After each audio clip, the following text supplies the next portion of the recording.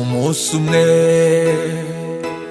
nari nsinziriye, ariko umutima wanjye uri maso, numva ijwi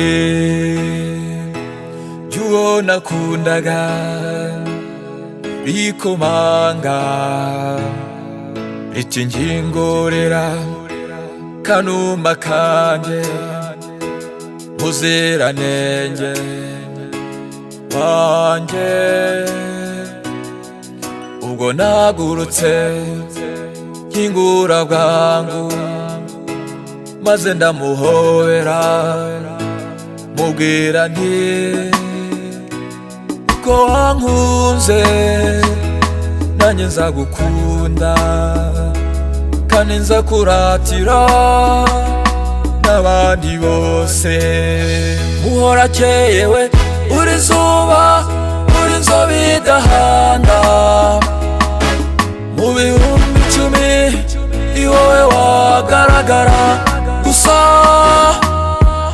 Uri maso y'inyana kandi uri rudasumbwa, mu cyumba cyanjye nta rumuri nzakenera,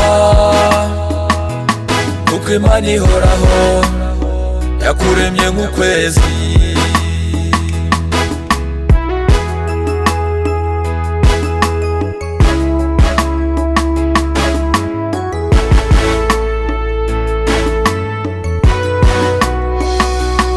Uyu munsi tuzawandika mu mateka y'urugo rwacu rwose, bizadufasha kwibuka urukundo twakundanye, bizadufasha kwibuka bya bihe n'aya majoro.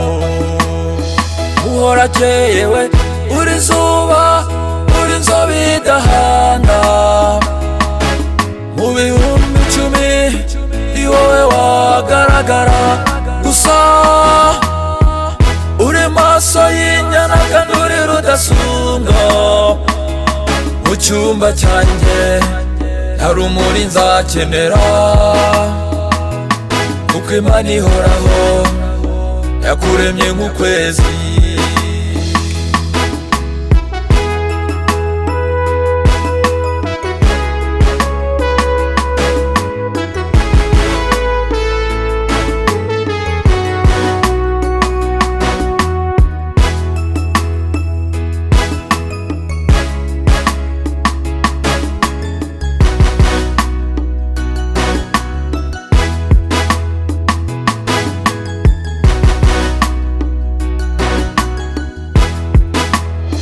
Uhora akeyewe uri zuba, uri inzobe idahanda, mu bihumbi 10 ni wowe wagaragara gusa.